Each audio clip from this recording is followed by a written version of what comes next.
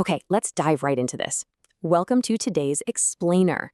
If you're learning English, there is a very, very high chance you've caught yourself pausing mid-sentence, right? Just kind of wondering, wait, do I think this or do I feel this? It seems like such a tiny choice of words, but honestly, it makes a massive difference in how natural you sound to native speakers. So today, we're completely demystifying the exact difference between expressing opinions and expressing emotions, so you can speak with absolute, total confidence. Okay, look at the phrase here. I feel the meeting is tomorrow. Try saying it out loud. Does that sound right to you? Listen, if you're not in your head yes right now, do not worry, you are absolutely not alone. This is such a common mix-up. You literally hear it all the time, but to a native speaker, it actually sounds just a little bit strange. So we're going to permanently fix this trap today. Here's how we're going to do it. First, we'll look at the core difference. Then, we'll dive into some common learner mistakes. After that, we'll uncover a really cool native nuance called the soft opinion. We'll give you everyday phrase packs to use right away, and finally, we'll put it to the test with a rapid-fire quiz. Let's get to it. Section 1, the core difference, or as I like to call it, the brain versus the body. Now, what's really interesting about this is that we're starting with a super simple but incredibly powerful rule to separate these two words once and for all. It's a clear binary contrast. It's all about where the experience actually comes from. So I think is strictly for your brain. It's for ideas, thoughts, opinions, guesses, beliefs, all that mental stuff. On the flip side, I feel is entirely for your body. It's for emotions, physical sensations, feelings that are happening literally inside your heart or your physical self. So brain versus body, that is your golden rule. Let's see how this actually plays out in real life. When you say something like, the movie starts at 7, or tomorrow will be sunny, that's your brain working. Guessing the weather or remembering a schedule. That's a brain activity, right? It's a prediction based on information. But now think about saying, I am tired, or I am excited. Being tired is a physical sensation right there in your muscles, and excitement is a rush of emotion.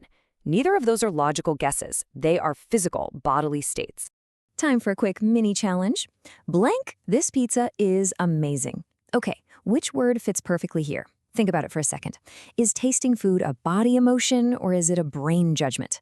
Well, the crucial point here is that evaluating taste is actually an opinion coming from your mind analyzing the flavor. So it is definitively, I think this pizza is amazing.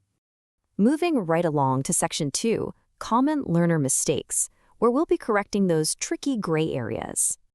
Even with a clear golden rule, learners still fall into a few specific traps. Just listen to this one. I feel tomorrow is a holiday.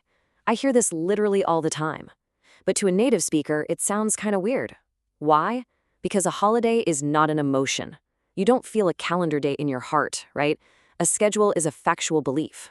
So here is the fix. The proper usage is simply, I think tomorrow is a holiday. We just apply that brain rule. Use think for beliefs, facts, and information. Whenever you're stating something about a schedule, a rule, or an objective fact, your brain is the one doing the heavy lifting. Oh, here is another huge trap. I am thinking this movie is good. This happens constantly. A lot of English learners just love using that continuous ing form, but using it for a static opinion, yeah, it's a trap. It just sounds a bit clunky and unnatural in casual conversation. The correct usage is way simpler. I think this movie is good. That's it. Native speakers just use the direct present tense, I think, when stating opinions. You really don't need the continuous form at all. Keeping it direct like this makes you sound significantly more natural and a whole lot more confident. All right, section 3, the soft opinion. This is all about mastering that native tone. Let's see how this builds, because language isn't always perfectly black and white, right? Sometimes native speakers actually bend the rules on purpose, not because they're confused, but to completely change the emotional tone of a conversation. Let's look at 3 steps. Step 1, you are wrong. Okay, wow, that is highly aggressive. Step 2, I think you are wrong. Still pretty direct, right? But look at step 3. I feel like you might be wrong. Notice what just happened there?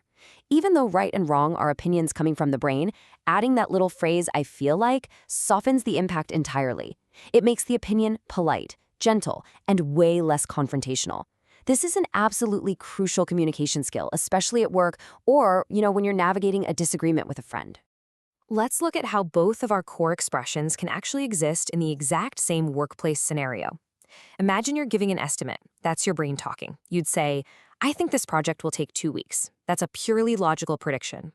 But maybe later that same day, your body is having an emotional reaction to that exact same project. Then you'd say, I feel stressed about this project. It's one situation, but two completely different physical and mental states, perfectly expressed by just choosing either think or feel. Welcome to Section 4, Everyday Phrase Packs. Consider this your daily cheat sheet. You might actually want to pause and take a mental screenshot here, because these are your high-frequency I think phrases. I think so, perfect for when you believe something but you aren't 100% sure. I don't think so, great for disagreeing. I think you're right. I think it's a good idea. I think we should go. Guys, these are incredibly common responses you're going to hear everywhere. They're your absolute go-to tools for agreeing, disagreeing, and making suggestions, all based on the analytical thoughts happening right in your brain. And now let's look at the body side. Here are your everyday I feel phrases. I feel tired. I feel great. I feel stressed. I feel better now. I feel proud. These are brilliant because they instantly and naturally communicate your physical state or your deep internal emotions. Using these tells the listener exactly what is happening inside your body in that very moment, whether it's physical relief after taking medicine or that emotional pride after crushing a huge project.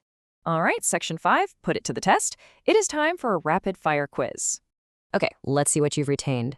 And seriously, I want you to literally say the answers out loud to build that fluency.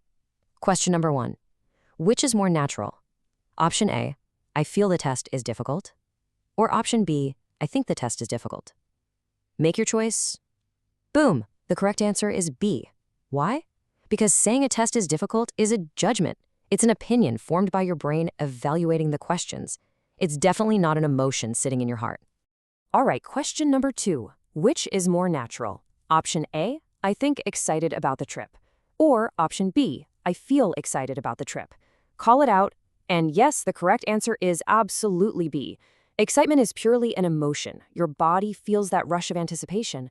You don't think excitement, right? You experience it right there in your nervous system.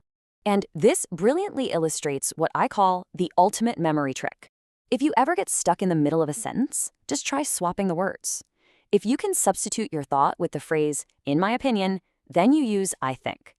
Like, in my opinion, this movie is great, smoothly becomes, I think this movie is great.